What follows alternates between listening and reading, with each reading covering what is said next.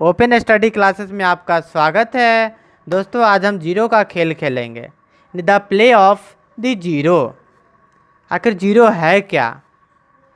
Zero किसी संख्या में पहले लगता है और किसी नंबर के बाद लगता है, तो आखिर क्या होता है? किसी संख्या में जीरो से जोड़ने या घटाने पर उसमें कोई बदलाव नहीं होता है।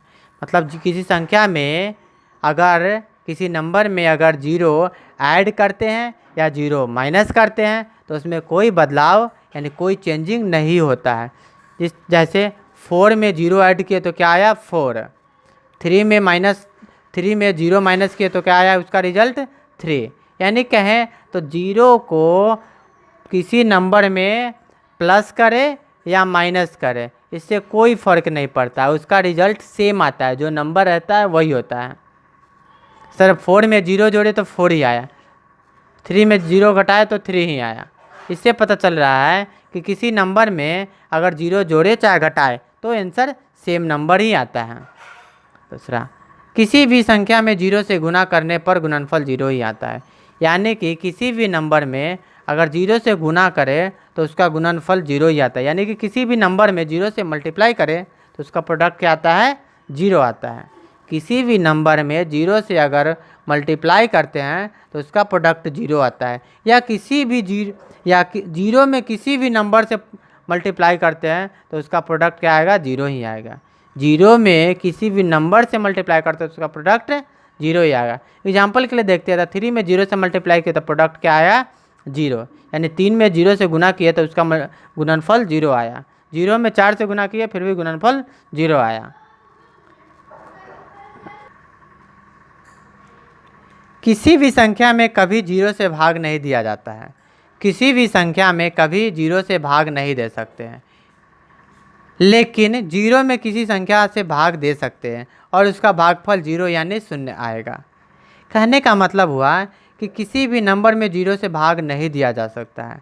जैसे कि 0/7 या 7/0 कभी लिखा नहीं जा सकता, लेकिन 0/9 या 0/9 लिख सकते हैं जिसका भागफल जीरो होगा। यानी किसी भी जीरो में अगर किसी भी नंबर से भाग देते हैं तो उसका भागफल जीरो होगा। ठीक है। अगला, किसी भी संख्या का घात यानी किसी भी नंबर का घात यानी पावर, घात को इंग्लिश में क्या कहते हैं? पावर। किसी भी